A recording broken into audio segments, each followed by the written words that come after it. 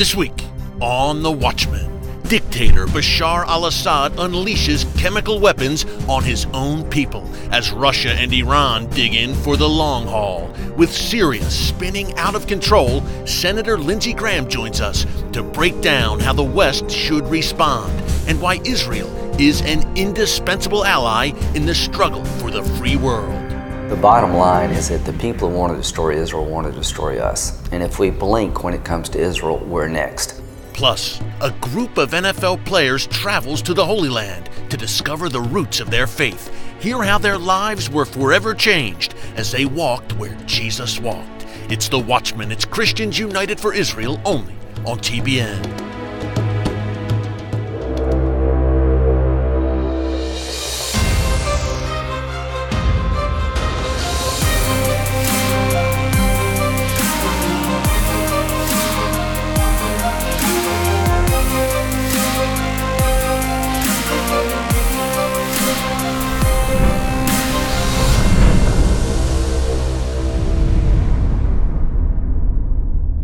And welcome to The Watchman from Washington, D.C. Now, you usually see us in the world's spiritual capital, Jerusalem. But today we are in the world's political capital, Washington, D.C. Folks, like it or not, when it comes to Israel and America's national security, this is where things still get done. And our team at Christians United for Israel is all about strengthening that U.S.-Israel relationship. So, of course, we have a major and a growing and influential presence right here in the nation's capital. Think about it. Major legislation going through the House, the Senate, passing President Trump's desk in the White House, the disastrous Iran nuclear deal, the Taylor Force Act, which is holding the Palestinian Authority accountable for their support of terrorism. And then you also have the Anti-Semitism Awareness Act, holding accountable the purveyors of that boycott, divest from, and sanction movement against Israel. Our team at Christians United for Israel has been at the forefront of promoting and pushing this legislation right here on Capitol Hill. We are making our voices heard for you so that your voices can be heard in the halls of power right here in Washington, D.C. Folks, look, we have to strike while the iron is hot. The Trump administration may very well be the most pro-Israel administration in American history. We have the embassy moving to Jerusalem in May, of course. That's another issue our team at Christians United for Israel has been very clear and forthright about right here in Washington, D.C., making our presence felt. We are 4.1 million members and growing every day. We have an opportunity here, a golden opportunity to work in the light here in Washington, D.C., and that's exactly what we are going to do. Now, one of the major pieces of legislation which I mentioned, which just passed, by the way, both the House and the Senate, is the Taylor Force Act, holding the Palestinian Authority of Mahmoud Abbas accountable for literally paying the salaries of terrorists. And one of the strongest voices here on Capitol Hill against this Palestinian law, yes, it is official Palestinian law, imagine that, is Senator Lindsey Graham. He's long been a leading voice in the Senate on national security and Middle East issues, and he sat down with us in his office to discuss the Taylor Force Act, Iran, Syria, and why he supports Israel. Take a look. Senator Graham, thanks so much for joining us today. Thank you.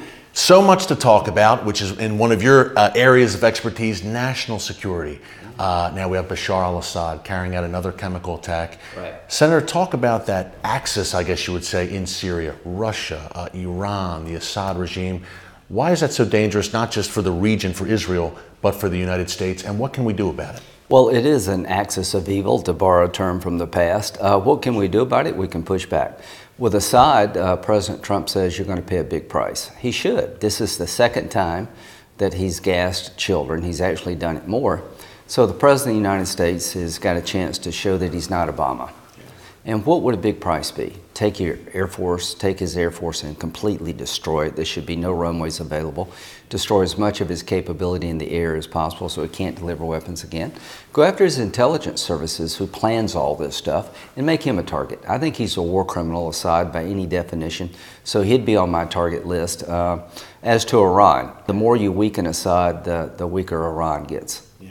It seems that Iran has filled a vacuum that's developed in Syria, Senator. It seems like they want to, they're in Syria to stay, in their view. How can we counteract that destructive Iranian influence? Okay, so just bear with me here. What does it matter if Damascus is in the hands of the Iranians? It's a nightmare for our friends in Israel. If they can pull this off and control Damascus, then they'll have a land bridge from Tehran, through Iraq, through Syria, down to Lebanon. There are 160,000 missiles pointed at Israel in southern Lebanon in the hands of Hezbollah, all provided by Iran. So the reason Israel is bombing inside of Syria is that there's a corridor between Damascus and Lebanon that they're passing weapons. So it's imperative that at the end of the day that Damascus not be controlled by the Iranians. That Iran nuclear deal, you were a big critic of, deservedly so, Senator. Prime Minister Netanyahu has said fix it or nix it. Right. Where are we at right now with the Iran nuclear deal? Well, what makes it so bad is that the mere passage of time, under the deal, 15 years from now, all the inspection regimes collapse. They can enrich and reprocess in Iran without limitation. So the Arabs are going to believe that it's just a matter of time till the Iranians get nuclear weapons. The theory of the case was that if you relieve sanctions and do a deal with Iran, they will change their behavior. That didn't work. They're worse today than they've ever been. They took the $150 billion. They've toppled basically 4 Arab capitals. And so here's what Trump, I think, is going to do. I think he's going to tell the Europeans, you need to change the deal. The sunset clause is terrible. And what we're going to replace it with is a concept that if they ever get within a year of being able to break out and develop a nuclear weapon, we'll reimpose sanctions if that's 50 years from now. So the mere passage of time is not going to end inspections. Secondly, you cannot deny inspectors access to Iranian military bases as they do today. If you change those two things, it'd be a better deal. I think Trump's going to withdraw because it really has been a bad deal. Yeah. You mentioned Europe, Senator, and they haven't necessarily been strong, to say the least, on the Iran issue. Why is it so important for the U.S. at this particular juncture in time, with threats gathering everywhere, to fulfill that role as leader of the free world? We're not the policemen of the world, but we're the glue that holds the world together. What happens when you leave Iraq too soon? ISIS comes back. What happens when you ignore the Taliban, who kill women in soccer stadiums for sport? What happens when you ignore a religious movement that destroys statutes of other religions? This is a religious war. You may be tired of fighting them, they're not tired of fighting you. So the best way to keep radical Islam from attacking America is to have allies in the region and some of our soldiers over there. I got a simple philosophy. We're going to fight this war in their backyard, not ours. So when it comes to Assad, now's a chance to reset. If you deliver a crippling blow to him, Kim Jong-un is more likely to give up his nuclear weapons, and the Ayatollah is less likely to keep running wild, and the Russians will change their behavior. The converse is true. If you do one and done with Assad, all these people are going to be on steroids. Senator, you mentioned cultivating relationships with our allies. I think of Israel, obviously, in the Middle East. You've been such a supporter of that strong Israel-U.S. relationship. Talk about why that is so important. It seems like there's good things happening in the relationship right now. Well, Israel is a democracy that shares our values. The Israeli Supreme Court has an Arab member. They elect their leaders. They have a free press. We're kindred spirits. Israel is our best ally in the region, one of the best in the world. I'm a Southern Baptist. God blesses those that bless Israel. The bottom line is that the people who want to destroy Israel want to destroy us. And if we blink when it comes to Israel, we're next. So it's in our national security interest to stand with Israel on all fronts. More aid, more support. They have the largest tech economy outside of Silicon Valley. They're great trading partners. But there's a historic moment here where the Arabs are more afraid of Iran than they are Israel. And if you had strong American leadership, you could form a coalition between the Arabs and the Israelis and the United States to really push back against Iranian expansion and radical Sunni Islam like ISIS. And I see the president building that coalition. He went to the Arab capital in Riyadh and said, I'm going to stand with you to push back against Iran. I'm going to stand with you against radical Islam, but you need to change your behavior. But the centerpiece of the relationship in the Mideast between the United States is Israel. Senator, last question. the Taylor Force Act. You have been at the forefront in pushing for that, to hold the Palestinian Authority accountable for supporting terror, essentially. Yeah, right. Talk about the importance of the Taylor Force Act passing and why that was such an important issue for you personally. Well, the first thing I want to say is that your membership helped a lot. If you care about Israel, now's the time to speak up. If you care about our national security, now's the time to push the Congress to be more aggressive when it comes to radical Islam, not less. This idea of withdrawing from the region and we'll be safe is a fantasy. We have to have some of our troops over there to protect us here. But the Taylor Force Act, the best way to explain it is to tell you who Taylor Force was. He was a West Point graduate. He served a tour of duty in Iraq and Afghanistan. Great young man, going to graduate school in Israel with an exchange program with Vanderbilt University, was out at dinner and came out of the restaurant with his friends and stabbed to death by a Palestinian terrorist. The Israelis shot the terrorist, but when they sent the body back to Ramallah on the West Bank, his body was received as a hero. With American blood on his hands. Just killed Taylor Force, who's not Jewish, just there enjoying Israel, getting a good education, served our country in uniform, killed for no good reason. But his killer was welcomed as a hero. His family received a lifetime payment from the government.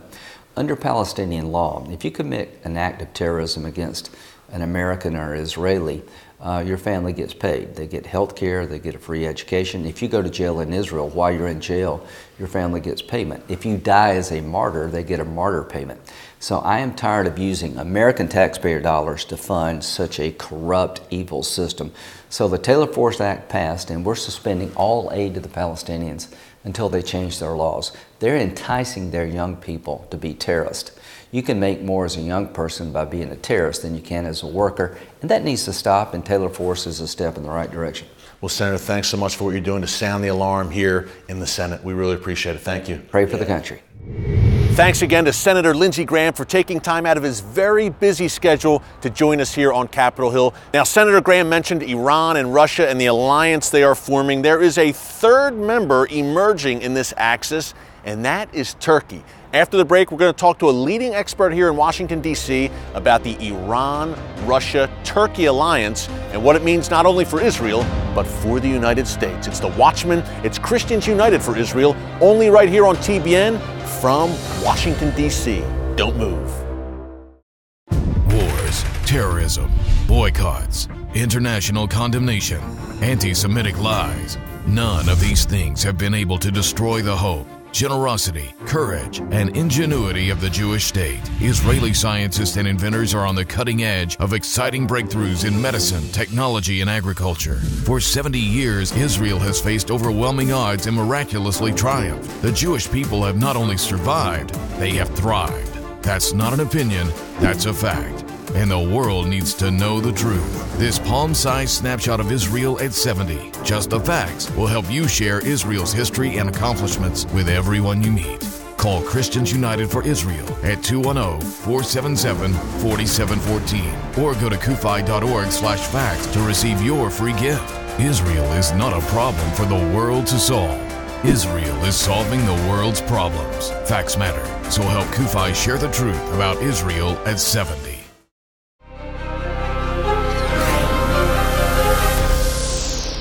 And welcome back to the Watchman from Washington, D.C. He's called the Prime Minister of Israel a terrorist, and he's called Israel a terrorist state.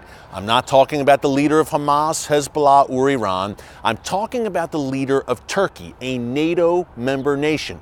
Turkey is playing an increasingly negative role, to say the least, in Middle East affairs today. And we sat down with one of the world's top experts on the region, Ilan Berman of the American Foreign Policy Council, right here in Washington, D.C., to talk about all the latest with the Russia-Iran-Turkey alliance. Folks, not a good thing for America or Israel. Take a look. You've written extensively about Russia.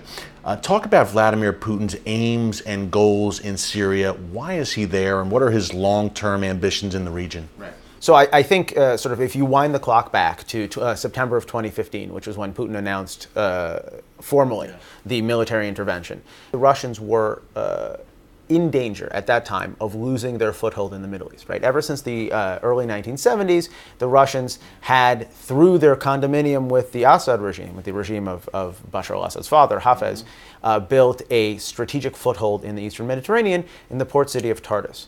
And at that time, in September of 2015, you had a situation where the Russians had the potential to lose that basing ability, right? The situation was that dire for the Assad regime. And so they went in there, in part, to secure their military foothold, and they've done exactly that. But most of all, they're in Syria, and they're going to remain in Syria because the best defense is a good offense. There's another actor there in Syria, Ilan, that's Turkey. Now, Iran and Russia and Turkey, kind of strange bedfellows, I guess you would say, but they recently had a summit where the leaders of those three countries met. Tell us about this coalition. What does it mean? Because the tide of battle in Syria has really shifted, and it's shifted in favor of the Assad regime and of sort of this new order, the Iranians and the Russians and the Turks are seeking to capitalize on it, right? The simplest way I could put it is they want to stay in Syria, but they don't want to pay. And so what they're creating is they're creating a political environment where they're going to be in charge of the way power flows in the country. They're going to be in charge of mobility. They're going to sort of use the territory for mop-up operations against Russian radicals or against anti-Turkish radicals. But then they're going to ask more and more for the United States and for the Europeans to help pitch in financially with post-conflict reconstruction. This is a strategic space that the Russians and the Iranians and increasingly the Turks now own, but they don't want to pay for it, and they want us to subsidize their new sort of proxy environment. Interesting. They want to run the country along, but they want us to pay for it. Brings me to our last question. What does all this mean, the Turkey, Russia, Iran alliance in Syria? What does it mean for Israel, first of all, but also for the West? So this is really the key question. For the Israelis, this is an increasingly hostile environment. Prime Minister Benjamin Netanyahu has been to Moscow, I think, 5 times in the last 2 years. And every time, his request to Vladimir Putin was the same. Build me a moat. Essentially, build me a fire line so that the conflict in Syria and the instability in Syria doesn't extend to the south, doesn't sort of migrate southward and impact my territory. But the more Iran is entrenched, the more Russia is unable to really sort of control the forces on the ground, the less able Putin is to really build Israel that moat. And that's why you're seeing Israeli cross-border incursions to send a clear signal to the Syrians, but more than anything else to the Iranians, that you're not allowed to stay, you're not welcome here, and we will not permit an Iranian presence. Ilan, thank you so much. You made a complex region very easy to understand. Thank you, my friend. We appreciate it. Thanks, Ilan. Thanks again to Ilan Berman for that great overview of all the latest developments in the Middle East. Well, coming up next, we head to the Middle East, to the land of Israel, to join a group of current and former NFL players on an amazing journey through the Holy Land. It's a life changer, folks. You will not want to miss this. Stick around. Last year, 5,000 Christians attended the CUFI Washington, D.C. Summit. The 2017 summit was our most power-packed gathering in history. Top leaders and foreign policy experts from Israel and America agreed on 2 things. Our 2 countries are stronger together, and Christians United for Israel plays a major role in keeping that relationship strong. Through Christians United for Israel, more than 3.3 million believers raised their voices, have not been silent in support of Israel. And you can be heard in every city and town across America and in every office on Capitol Hill. And rest assured, the man down the street at 1600 Pennsylvania Avenue hears you too. That was 2017. Now get ready for bigger, better things at the 2018 summit as CUFI celebrates Israel at 70. Make sure the world hears your voice. Where will you be in July 2018? Register now.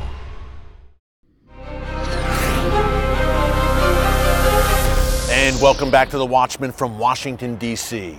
NFL football players are very tough guys, but take them on a tour of the Holy Land and you'll see an entirely different side of these Iron Men. CUFI's Israel Collective did just that recently, taking a group of current and former NFL players to Israel, where they were able to get in touch with the roots of their faith, walk where Jesus walked, and have a life-changing experience. Take a look.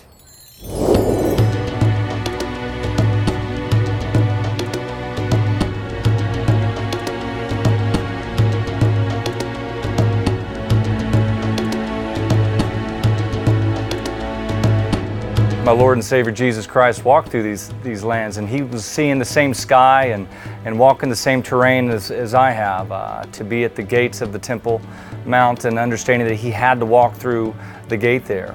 That has been an experience for me that has really deepened my faith and my understanding.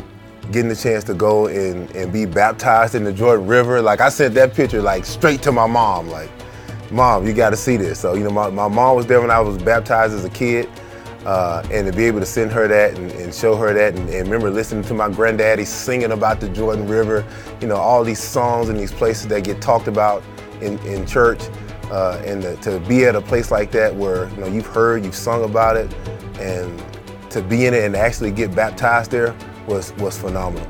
I'm on the phone with my wife and my daughter, and I'm just sharing everything that I've experienced because it's fresh in your mind, and I don't want to lose that.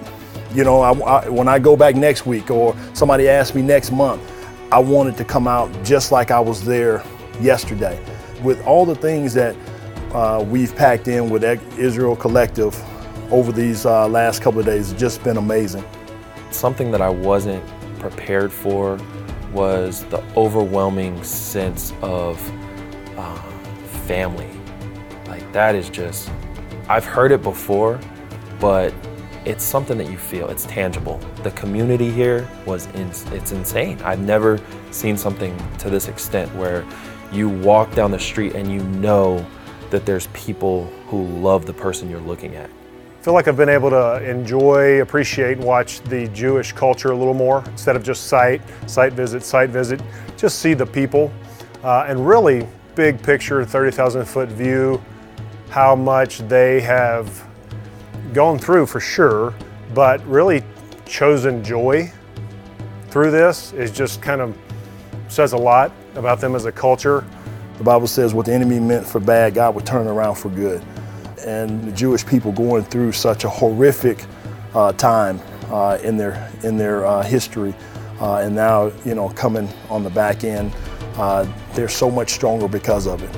What I'm going to be taking home back to my family and friends is that when I was in the Jewish home here in Jerusalem during Shabbat, it was an amazing experience to see how they came together with the traditions and the richness of family and love for one another, and being able to rest and let go of the week that came before them. I believe that the Sabbath is incredibly important for my personal walk, and to see that in an example like that was a great testimony for them and from their family. I don't remember any point in this trip that people looked at us like they're outsiders, like, what are they doing here? It was so inclusive. People will look at you and it's almost like they're looking in your soul. It's just like, you know, I love you for you, brother. Like, how are you? Like, let's take a picture. Like, you know, and that's before they even know we're athletes. Anytime you can kind of go back to the source of something and actually see it and touch it and feel it and actually know that this existed in this place, it just strengthens your faith. I've been baptized once before, but to renew my vows, to renew my faith with my brothers that I played with in the NFL has been a tremendous privilege, to walk with them, to be a part of their lives too, and now we can have that brotherhood even closer and that bond even closer than we had before. Wow, what an inspiring story to see those NFL players in the Holy Land, getting a chance to experience it for themselves firsthand. Well, up next, my final thoughts on the threats gathering on Israel's borders and how Israel, against all odds, continues to persevere. It's the Watchman, it's Christians United for Israel, only right here on TBN from Washington, D.C. Stick around. If you love experiencing Israel through the Watchman, I want to invite you to experience it with me in person on November 5th through the 15th. I'll be here in Israel with Pastor John Hagee, founder of Christians United for Israel, and together we will introduce you to the incredible people and places you've seen right here on the show every week. Folks, you don't want to miss this incredible opportunity to see and experience Bible history and the prophetic miracle of modern Israel firsthand. This year is the 70th anniversary of Israel's rebirth as a nation, and I want you to join our CUFI team here as we celebrate this amazing milestone in God's plan. I'll be here to share with you some of my favorite places and stories in the land where Jesus walked. Visit the CUFI website at the link below or call the number on your screen to join me and Pastor John Hagee here in Israel this November.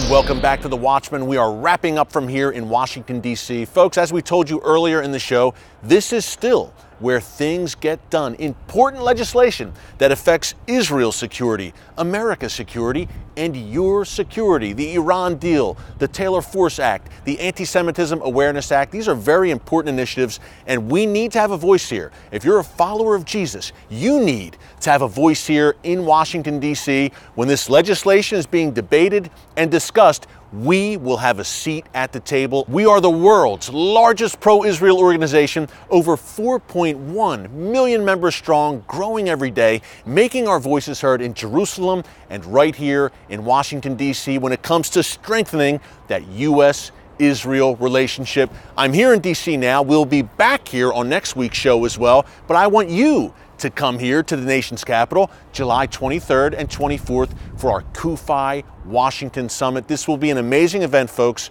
featuring top officials from the Trump administration, from the Israeli government, some of the top minds when it comes to the Middle East and what it all means. They'll all be gathering at the Washington Convention Center here in D.C. for our CUFI Summit. I'll be there, your humble host, along with the one and only Pastor John Hagee, our founder and chairman of Christians United for Israel. This will be an unforgettable event. Again, folks, we need to put our faith into action and make our voices heard. We are 4.1 million members strong. We're growing every day. This is a mighty movement of God. The book of Romans says that if God is for us, who can stand against us? Folks, I can assure you, God Almighty, the God of Israel, the God of Abraham, Isaac, and Jacob, is with this holy cause. So, we'll be back here in Washington, D.C. next week. But until then, God bless you. And remember, never hold your peace.